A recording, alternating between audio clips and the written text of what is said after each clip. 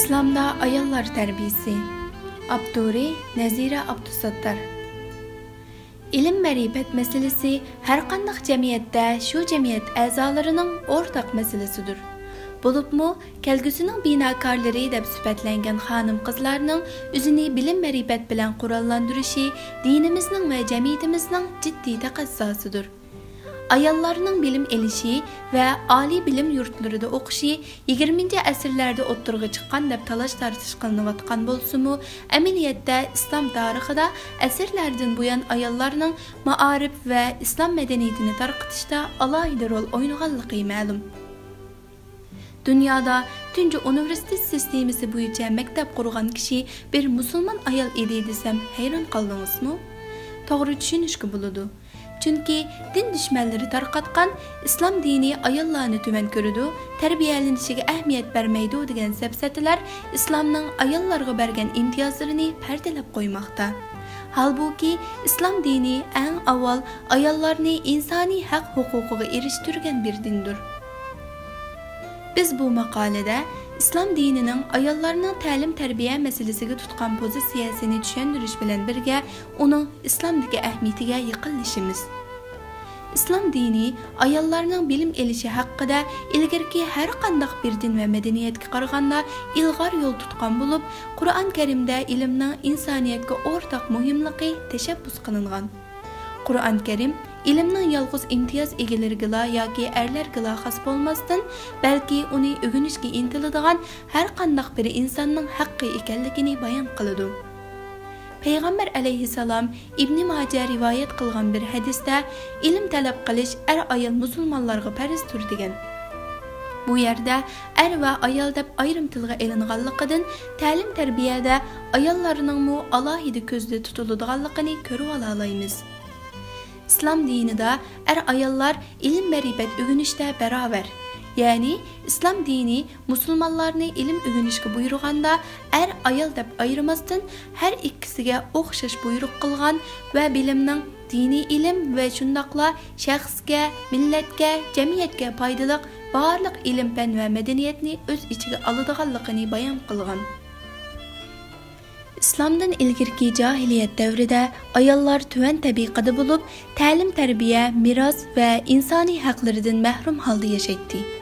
İslam dini adil bir din bulup sübütü bilen her bir şahsga haq huquqini to'liq bergen bulup, ayollarni mu ta'lim-tarbiyada bir kişilik nasibiga ega qilgan. Peygamber aleyhisselam Kur'an nazil qılınğanda sepki vaqtlarda sahabilerge ögütüşke başlığında ayol sahabiler gelip bizge mu ögetken bolsunuz ey Rasulullah degenleri de ayollarga mu məxsus bir günni ta'lim-tarbiya üçün bekitip bergen idi. Altın hal bilen naqşlangan İslam tarix patriga qaraydigan bolsaq, özünün ilmi xizmeti arqalıq hatta erlerden mu köp töhbilerini yaratgan ayol şahslarni uçurata alaymiz. Ularning ichida tafsirshunos, hadisshunos va fiqhshunos olimlar o'tgan bo'lib, ilgirki ko'plagan islom olimlari ulardan dars olgan va buni faxr bilan tilga ilishatdi. Aisha radhiyallohu anha eng ko'p hadis rivoyat qilgan ayol sahobalarning biri bo'lib, sahobalarga dars beradi va tabiinlarning peshvolaridan Ikrama, Muqatil va Hasan Basrilar Aisha onamizdan ta'lim olgan edi. Hisham Abu Urva, İmam Abu Hanife ve İmam Malik'nin ustazı bulup, İmam Malik'nin ayali Fatime binti Munzir'den ilim tahsil qilgan idi. Fatime Samarqandiya hadis fiqhi sohalarida yetishgan zamanının mashhur fiqhshunosi bulup, nurg'un olimlarga dars bergan idi.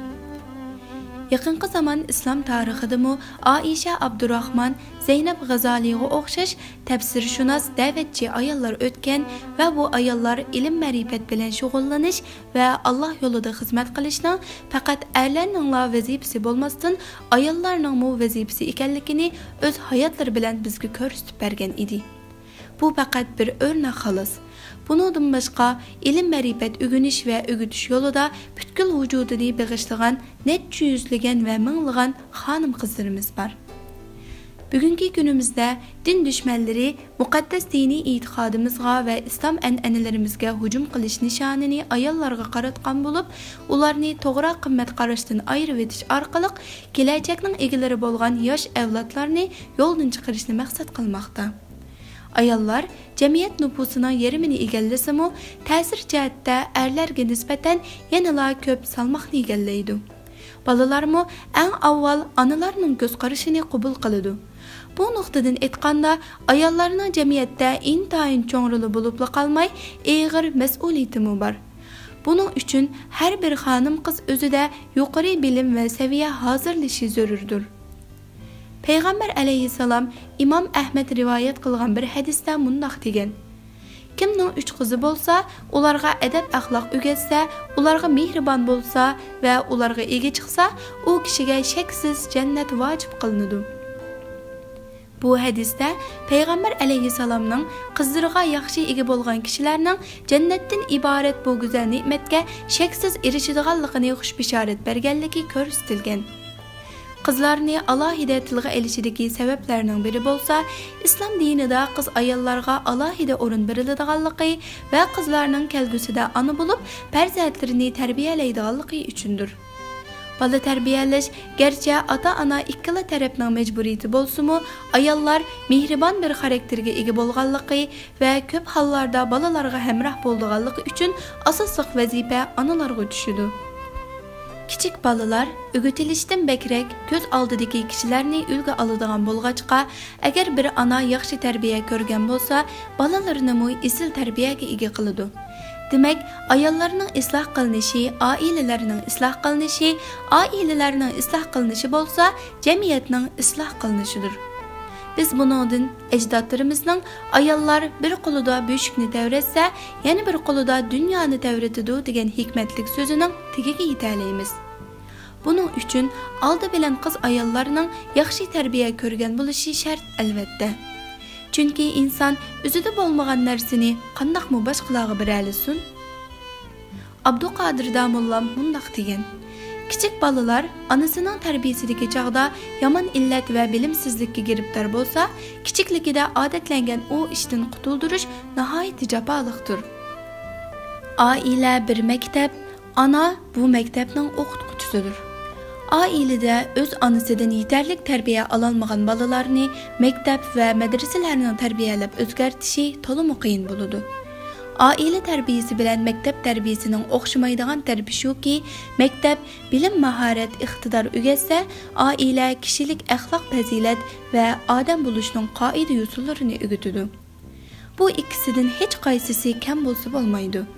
Maktab tarbiyasini oilada elib berish mumkin, ammo oila tarbiyasini faqat va faqat oiladala elib borg'il bo'ladi. Bu nuqtadan qaraganda oila tarbiyasi maktab tarbiyasidan muhim desak oshirib aytgan bo'lmaymiz.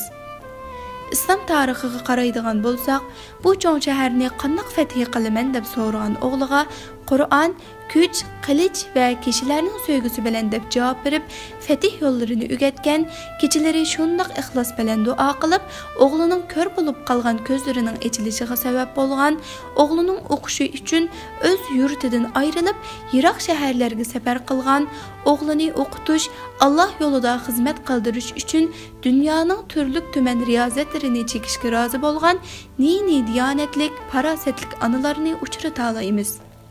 Ana shundoq onalarimiz Fatih Sulton Mehmet Xon, Imom Buxoriy, Imom Azamlarni yetishtirgan va bu onalar tarixning o'chmas obidalariga aylangan edi. Bugünkidek hamma yerda dinsizlik shuarlari to'linayotgan, islom dini ta'tir tashviq qilinayotgan, hamma yerda ijtimoiy aloqa vositalari orqali axloqsizlik va hayosizlik bosh ko'tarayotgan davrda farzandlarini diyonatlik va bilimli qilib tarbiyalash har bir onaning og'ir qiyinchiligiga aylanmoqda. Ömer raziyallohu anhu aytgandek, farzandlarni o'z davriga mos holda tarbiyalash har bir musulmonning, bo'libmi musulmon onalarning eng cho'ng mas'uliyatidir. Onalar bu og'ir mas'uliyatning huddasidan chiqa olishi uchun oldi bilan yaxshi ta'lim tarbiya elishi jamiyatimizning taxirsiz masalasidir. öz chiqish yo'llarini izlab, xorliq va zalolat iskanjalarida to'lg'anayotgan nijotliq bishoratiga intizor bo'layotgan ummatimiz o'z xonim qizlari haqida o'ylanishga jiddiy ehtiyojli. İlgirki ümmet qandaq g'alaba qilgan bo'lsa, shu ummatning analariga bog'liq bo'lgan demay tura olmaymiz. Bugungi kundimi biz olim, abid fatihlarning chiqishini qandaq kutayotgan bo'lsak, Aisha onamizdek olimalarning Fatih Sultan Mehmedxon, Imom Buxoriy, Imom Azamlarning analariga o'xshash analarining chiqishini shundoq kutmoqdamiz.